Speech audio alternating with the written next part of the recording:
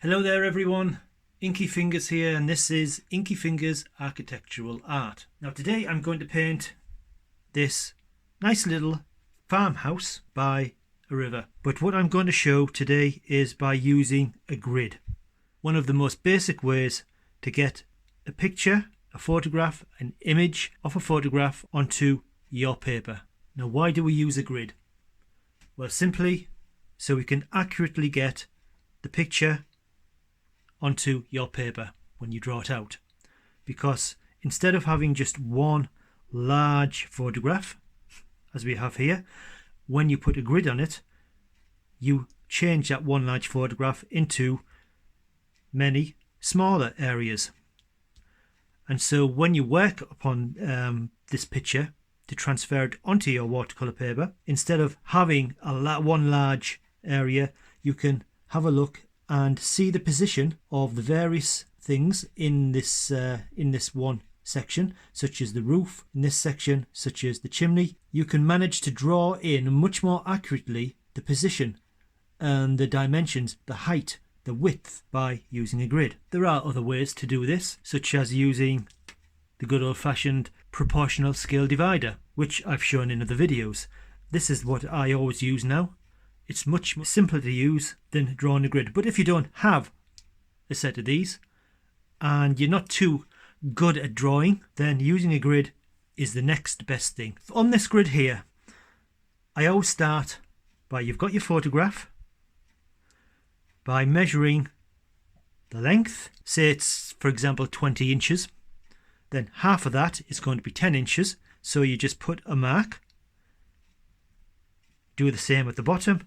10 inches, put a mark, and then draw a line. This is a red line, just to show that that is the middle of the whole photograph. And you do exactly the same with the height.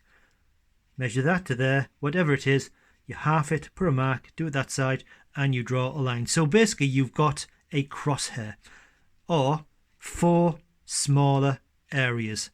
It's still a grid, but it's just 4 smaller areas. Now some people might be able to use those small areas to actually draw in what accurately of what they want. But I usually, when I use a grid, or when I used to use a grid, I would make it more fine detailed by just taking the halfway point and the edge, measure that, get the measurement, and then just draw a line down there. Do the same there, and exactly the same on the height. There's the mid point, there's the top. Measure that halfway, put a halfway mark, and then just draw a line. So then you've got 16 little squares. So when you come to draw it, you can just go by this square here. You can just concentrate on drawing what's in that square. Then you can go down, maybe to this square.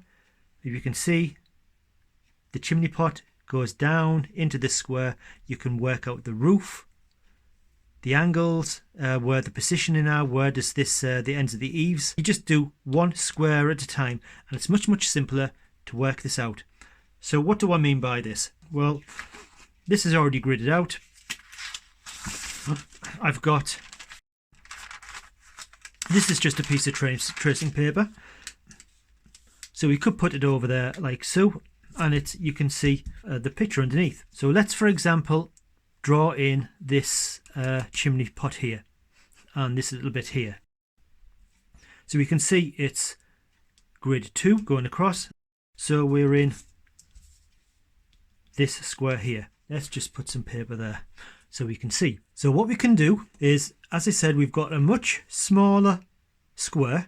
Instead of the one big original square, we've got a much smaller square, so we can work out the height and for example, the side of this, where is it in relation to this line? So what we can do there, we can make this grid even more like a high resolution grid by knocking it down into smaller squares without actually having to draw more squares in, or more lines, because the more lines you put in, it gets messy.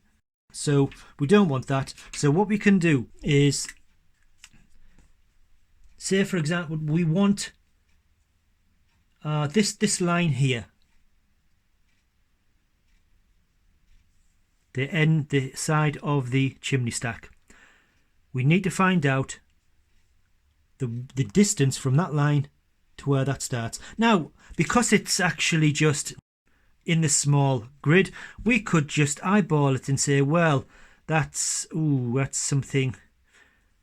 It's about that width is about that width there. That goes down to there. That sort of goes maybe is up to there. And you could do it that way.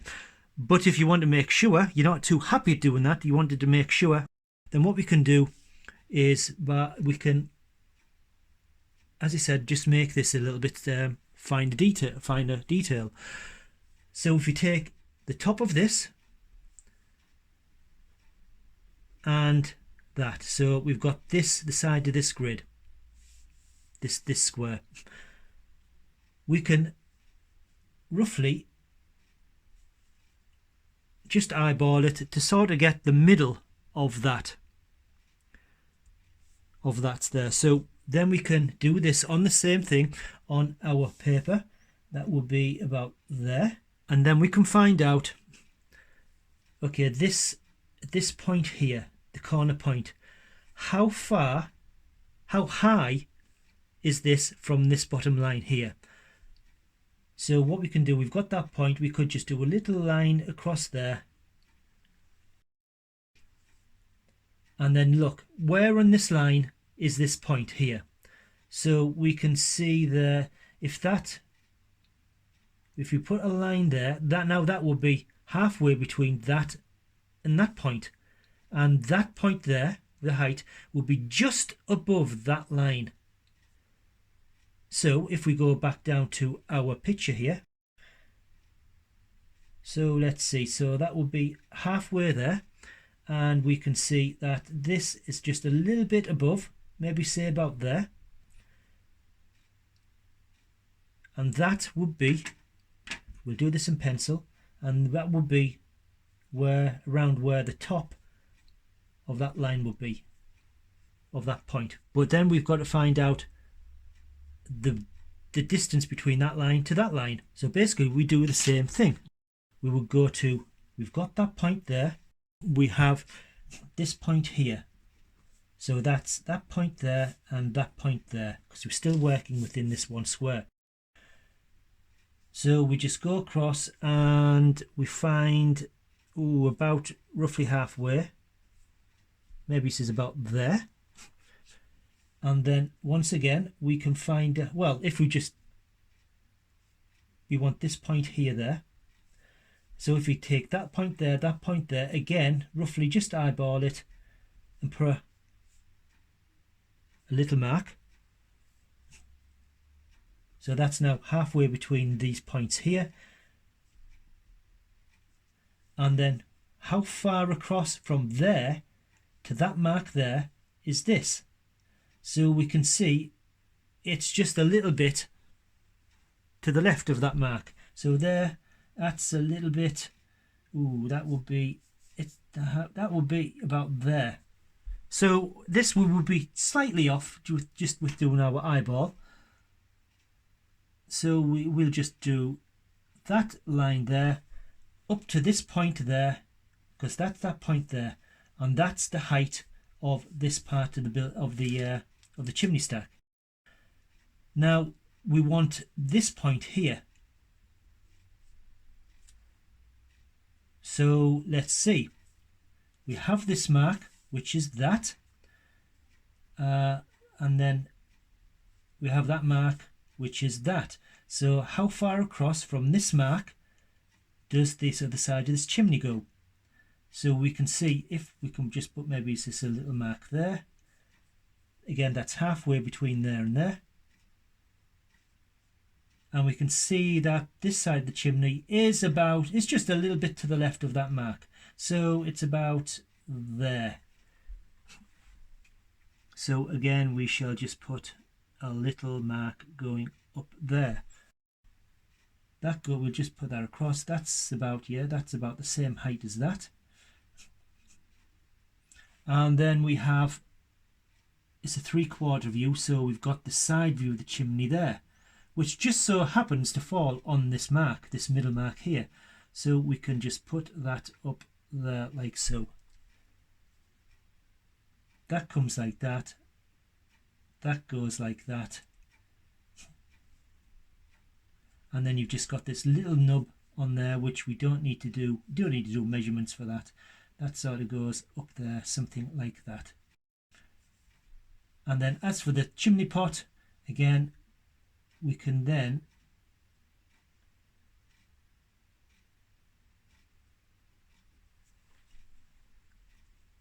just put that like that. And that is that chimney pot. Pretty accurately drawn in. Same with this chimney pot. So we've got this point there, that point there, which is that point. Again, we'll just, that's about halfway. That's about halfway. So we've now separated that by a halfway mark. Now if we just go from that mark there to that mark there, and again, we've got that, so we'll just, that's about there.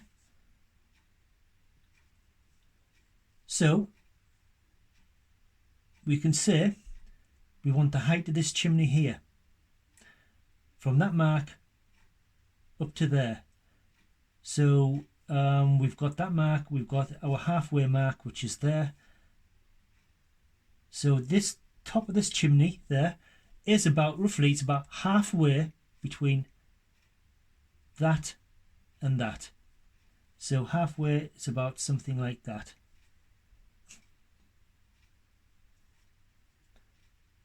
And then we need this side of the chimney. So we'll do exactly the same. That's our mark, halfway mark for the full square, which is there. We'll just put another mark there, just to make the separate, to split this into two. And then this here, how far along does this side of the chimney go along this line to that mark, which we can see is just, there's halfway, it's just a touch to the left of halfway, so maybe it's about there. So that goes up like so, and then we've got that in, we put that, and it bends down a little bit. Now we've got the same for this end of the chimney. So let's see, now we're into this square now.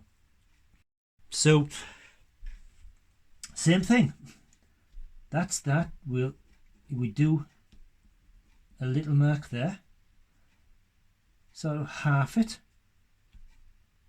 that's maybe about there, half that again, so from there to there, it's maybe about there. And then how far across this line to this point here, which is that there, to this point there, is the end of that chimney. So we can see if that's there, that's there, that's maybe about halfway between there and there.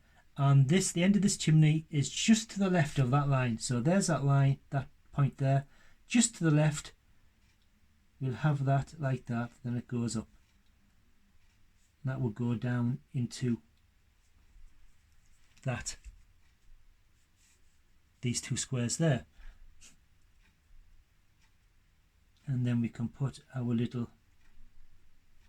chimneys on. So let's do another square. Let's do this going down into this square here. So we've got this little bit of roof. So we've got that chimney goes down here. We've got it going down into this square a little bit.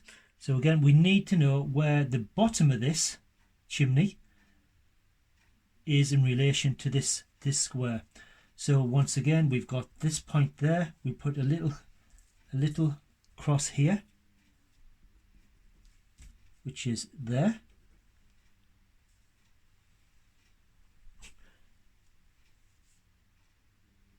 Half it. It's somewhere around there. Just put another little mark just to half that again. And then we can see this point here, the corner, So we do a corner, we find out where it is, we go down to the corner down below, and we find out where that is. So that, if we just put a little line there, so we can see from there, which is the middle there, to that point, which is there, it is just a little bit under that point. So a little bit under is about, say about there. So we put a line there and just join those dots there. Now again, like this, we've got a 3/4 view, and that 3/4 view just so happens, it looks like it goes upon that the center line.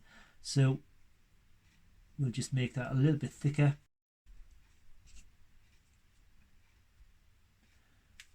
This part of the chimney here, how far does that go down beyond this line?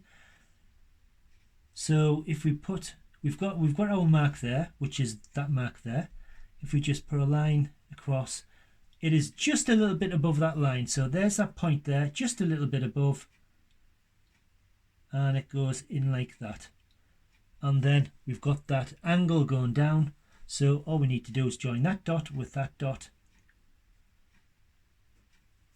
and there is that chimney all put in. Now we'll just do this chimney here and join this part up with this roof. So again, we need to know how far down this part of the chimney goes beyond this line.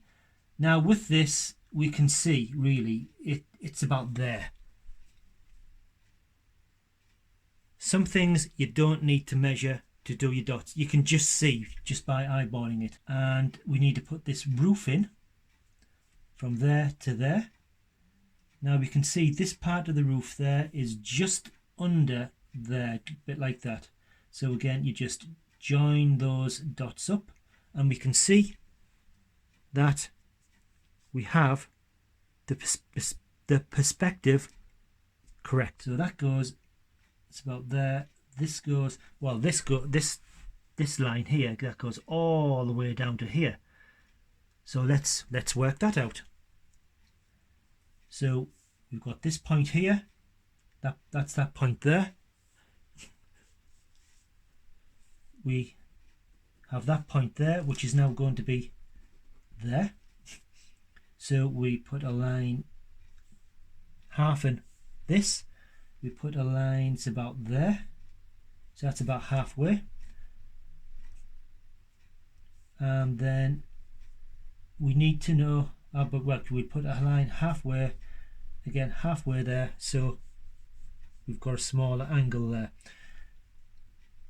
And just so happens, look, that the point here, if we go across, is bang on that line. So line. So all we need to do now is we just extend this line down to there, and that line will also go down to there.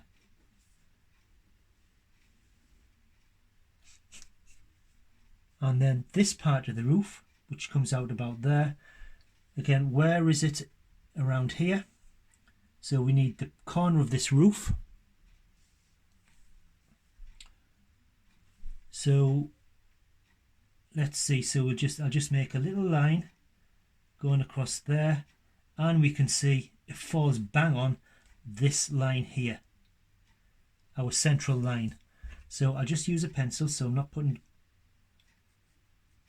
thick pen all over the place.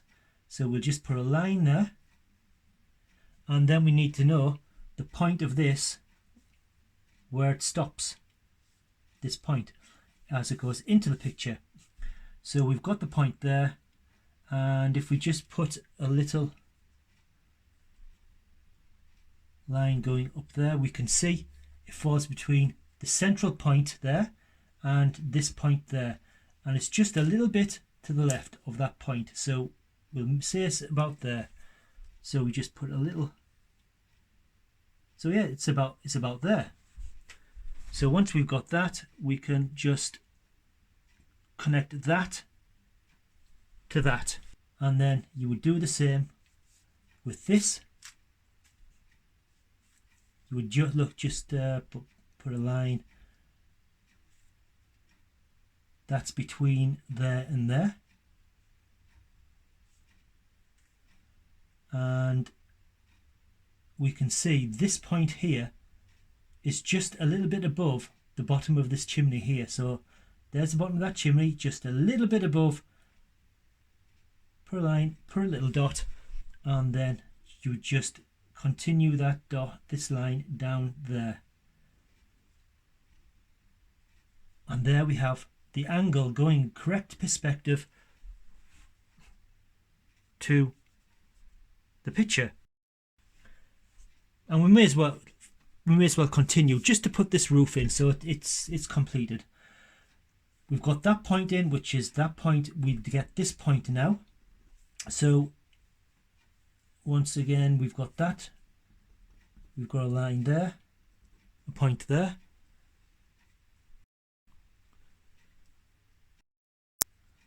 Halfway. There's our halfway mark, so that's there, and we just put a little line there, a little line there, just to dissect it up a little bit.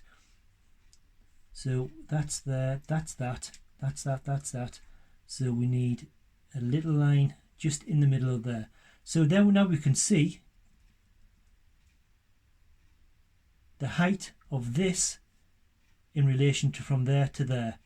There's the centre line, which is this, and you can see it's just a little bit above, which say it's about there.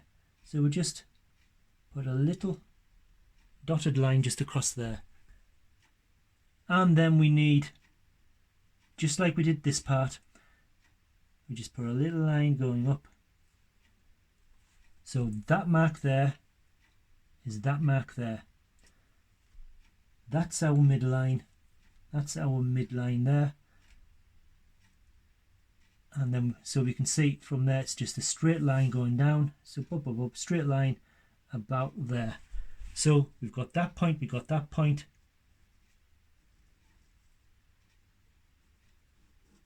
If the pen works, and we put that there. So we've got that point, we've got that point, and so all we need to do now is to join these 2 points together.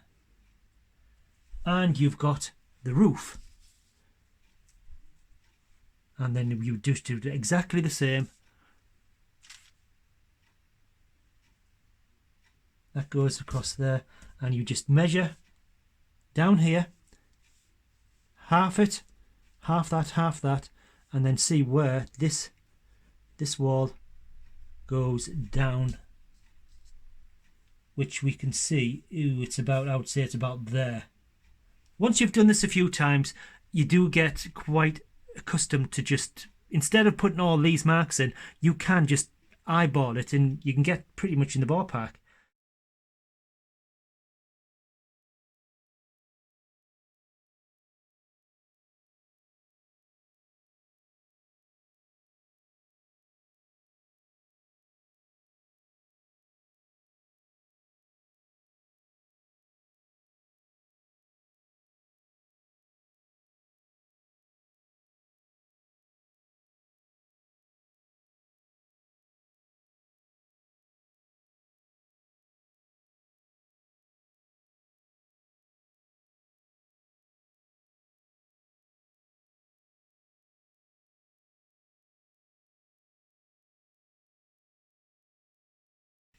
And there we go.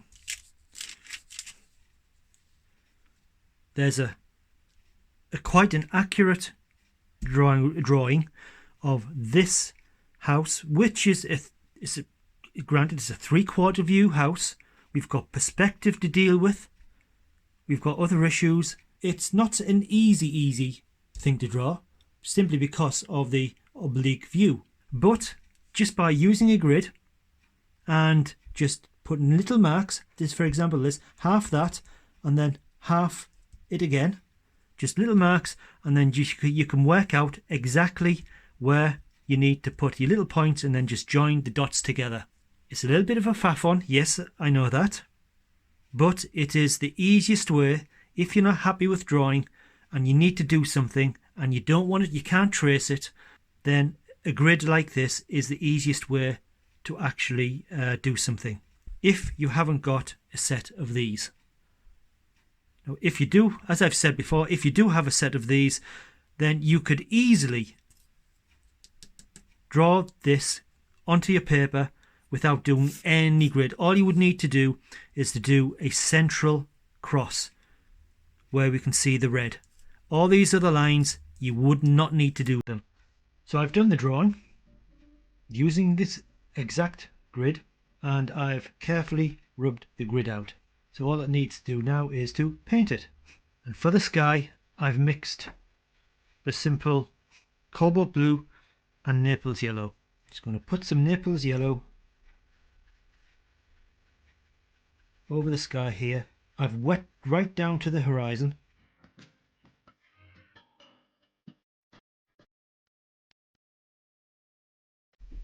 And then into the blue and just blend it in. I'm using a flat brush, a 1/2 inch brush.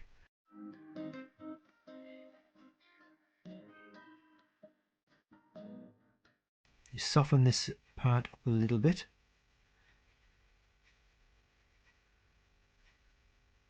The paper's Bockingford, by the way. Bockingford Roughf, £140. Just put a little bit of darker just at the top. Where the paint isn't darker, it's just a more wet mix, just so it lays on the top so it appears darker.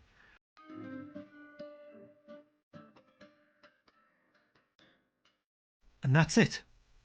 Just let that dry. Now I also decided to put a little bit of this wash here in the foreground, over the wall, over the grass bank, and this little bit of grassy area there, as it's going to have green over it anyway, and this will be quite a nice undercoat. But the sky is still ever so slightly damp. I think it's drying off nicely here, but these are going to be distant trees, so what I need to do is to put some distant trees in. And I want to try and do it as the background is just ever so slightly damp, just so we get that ever so slightly soft and fuzzy background. So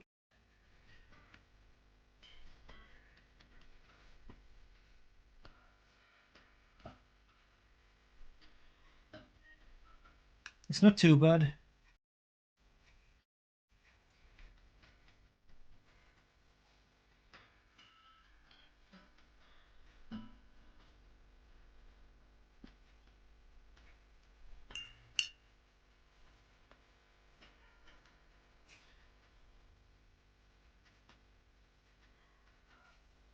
And how I made this colour, it was just Cobalt Blue and a little bit of a colour called Dusk Yellow, which it's a rosa colour, a rosa gallery colour. It's a granulating, it's sort of a dirty green colour. Now while this is drying, I'm going to paint in the slate roof. You can see it's just a lovely sort of grey colour. So I'm going to mix up a classic grey by mixing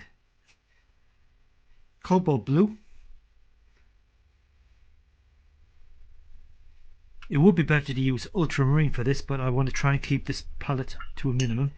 And we're going to put some light red into that.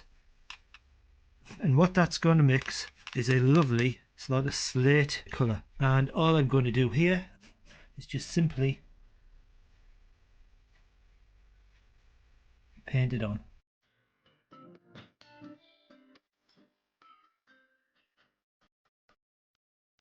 Any little flecks or gaps as it goes off, this small brush goes over the rougher paper, I'm just going to leave. Got to watch this because that might be damp still, so I think I've got away with it.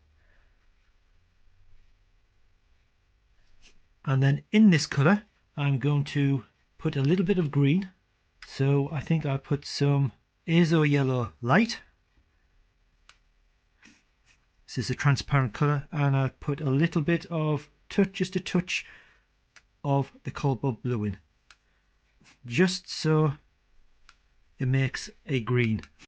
And then in this wash I'm just going to drop in a little bit of green here and there, just so it could be the impression of there's moss going up the up the roof. We don't need a lot in, just something like that. Now I'm going to have a go at painting this foreground bank here. You can see it's just a range of greens from light going to dark. So what I've mixed two greens. I've mixed a light green, which is again Azo Yellow Light, and a touch of Colbalt Blue. And this is Azo Yellow Light with Colbalt Blue, same as this, but then I put a little bit of yellow ochre just to tame it down, make it a bit more into a nicer green. So I'm just going to quite simply paint across.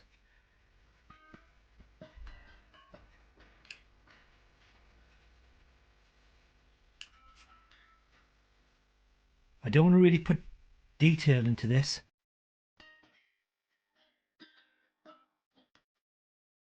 All the way to the bank.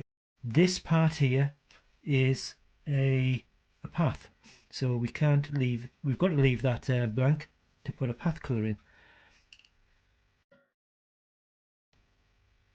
Just put some paint here and there. And I'm going to go into the mid-tone and then just drop some of that in and basically let it mingle, let it bleed together to get some like a two-tone type of effect of colour.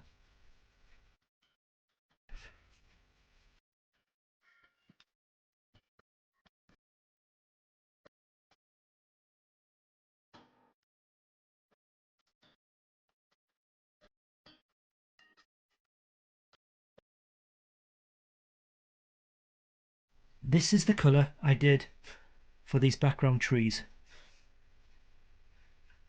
which is just all the colours we've got in the picture anyway, so I'm not introducing any new colour. And as I said, because of the shore, the river bank, it is a little bit darker. I'll just dab in when it's still wet. I'll just dab in some of this dark along here.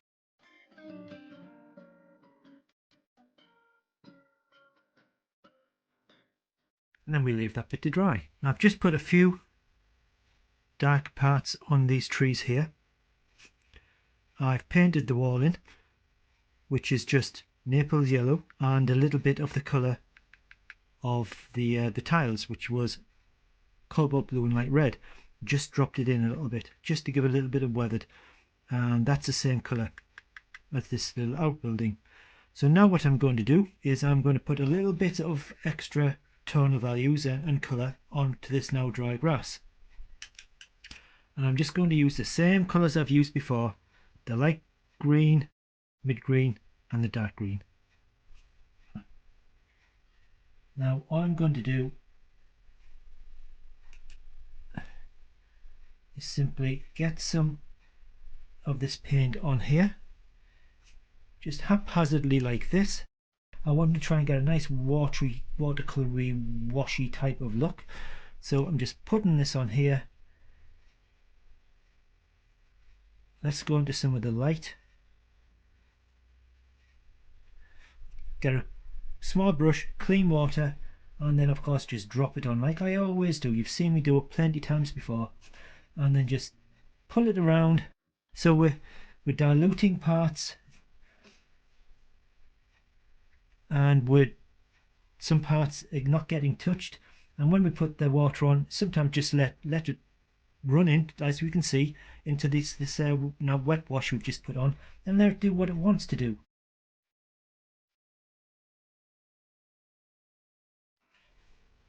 Let's go into this dark, just lob a little bit down here.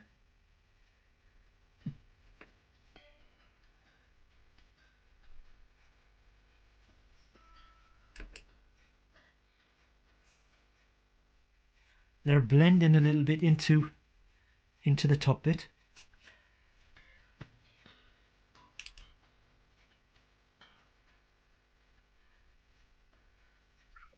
Get a little touch of the water, drop it on here and there, and then just pull it up, pull it around. Let some remain blobby like that.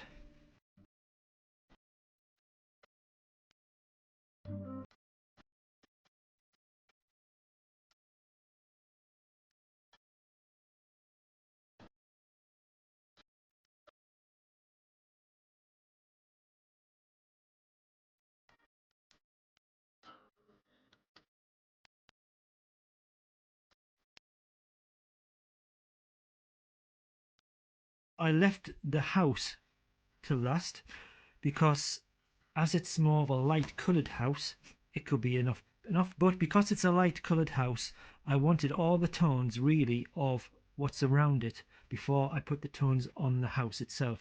Now the next thing I'm going to do, I've just drawn in some little details in the windows, window frames and whatever, because I hadn't done them. So I've mixed up a colourful dark.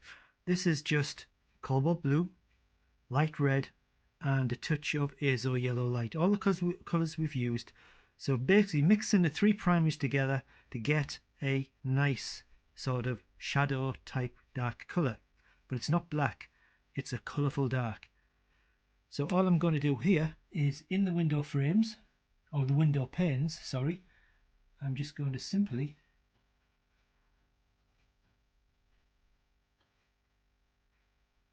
paint in the windows while leaving the white paper as the window frame.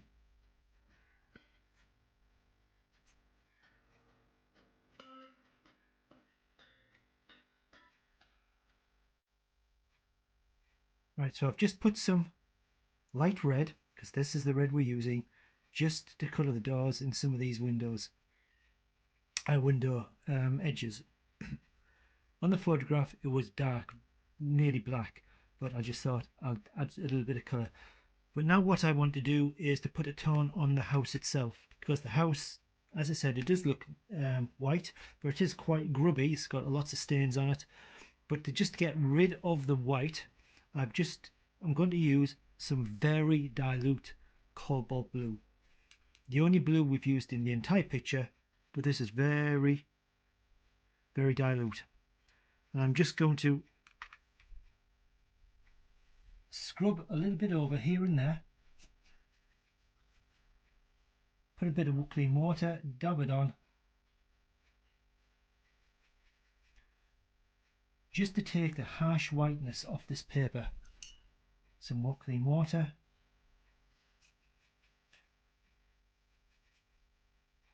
More into the blue. Back into the clean water, just drop it on. We want barely a tint here. This is all dry, so we can just go over. And then get some tissue.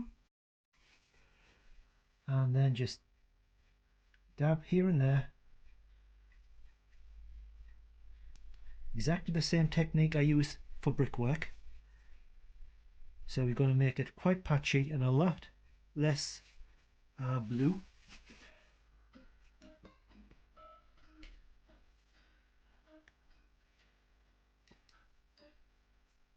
And then I'm going to go into this colour here, which is the colour I put for the window panes. And I'm just going to make it a lot more dilute. And then just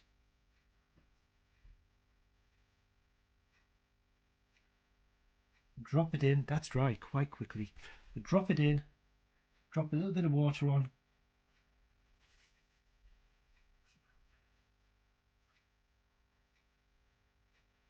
And I'm just going to make some dirty marks.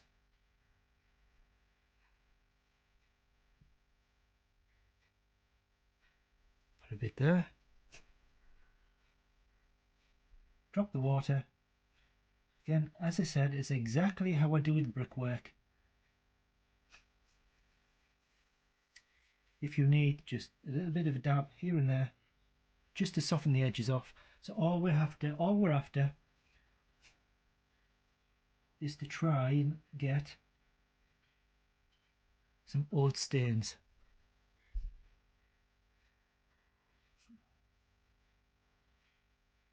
Just drag it around. These stains aren't going to be everywhere, just here and there. We'll have a little bit going under the eaves here. Put it on, drop the water, just pull it around. Let the water do its thing.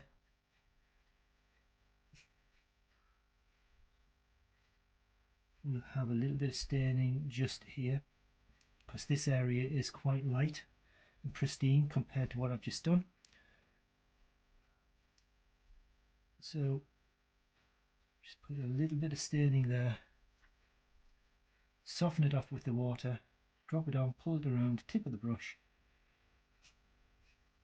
Make sure we're not getting any hard edged lines.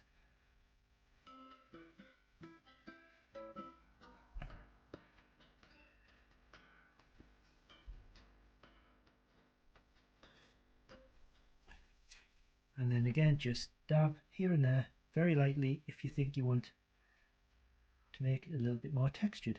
Or perhaps if you've got a bit of staining that is a bit too prominent, you can simply just tap like that and job's a good one. And what I think I'll do in there, I'm going to drop a little bit of Naples yellow in there, here and there.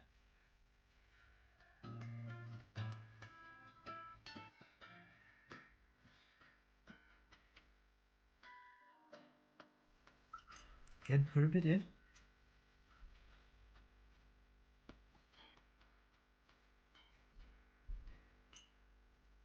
Drop the water on, pull it around, drop the water on there, pull it around.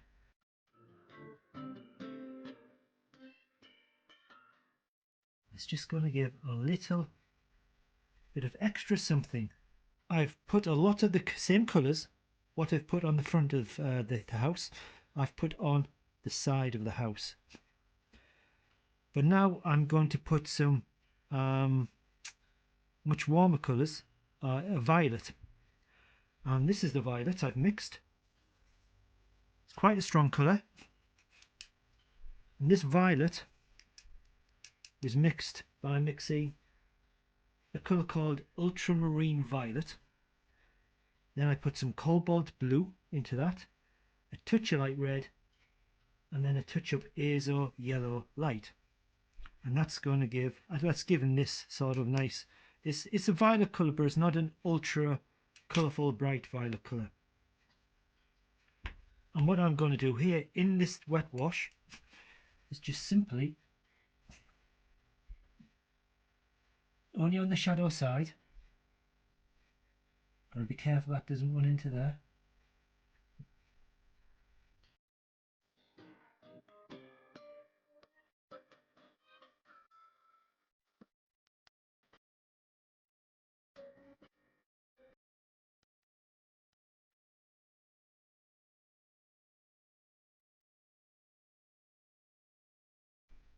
Because the sun's coming down here, it's going to cast a shadow from this side of the house across this part of the building and leave this part, the left hand part, in sunshine.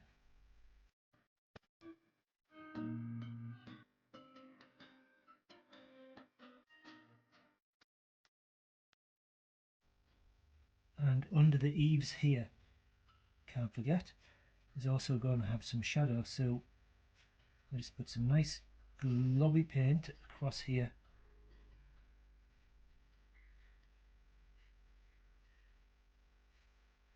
In the water, and just sort of pull that down a bit,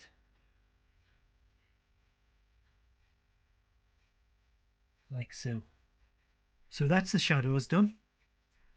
It's a nice warmish violet, very patchy, so it looks like it's got some texture in the walls. So all we need to do now really is to paint in this water. Now what I'm going to do here is I'm going to just dampen this area off.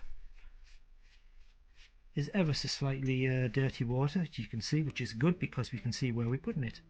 And then using just a small 3/8 brush, or 10mm in old money, I'm just going to go into the colours we've already got. For the greens, we've still got them there, and I'm just going to sort of pull this down, change to the green, the darker green,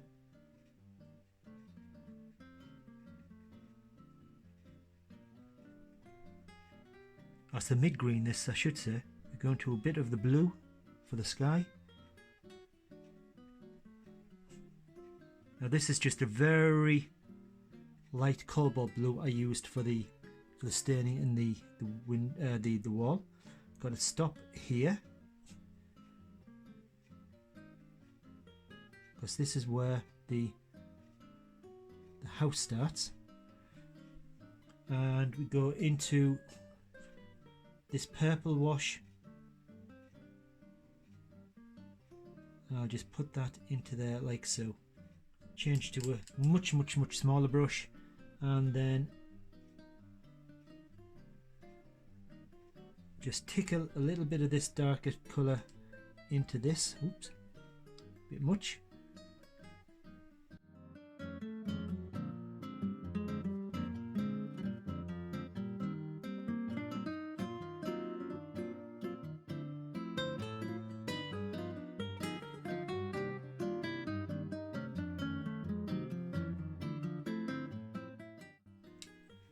I'm just going to go into this with a bit more stronger cobalt blue, but now I want to run it across the entire, or parts of the entire length of the water, and that's going to give the impression of the reflection of the blue sky, and it's going to knock all of this reflection, what I've just done, back into the water, because at the moment it could be just laying flat on the surface of the water. So doing this, putting some horizontal stripes of this colour, pushes it back into the water itself.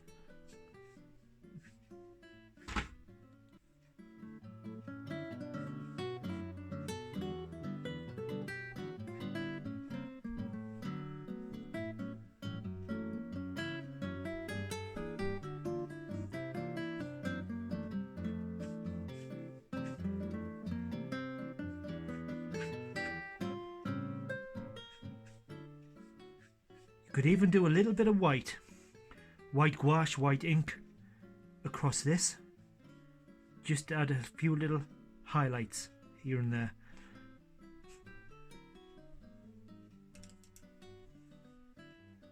But I think what I'll do finally, now all the tones are in, I'm going to go back into this mid-tone green and just put a little bit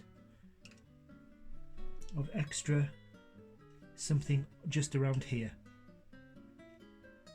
just in the foreground.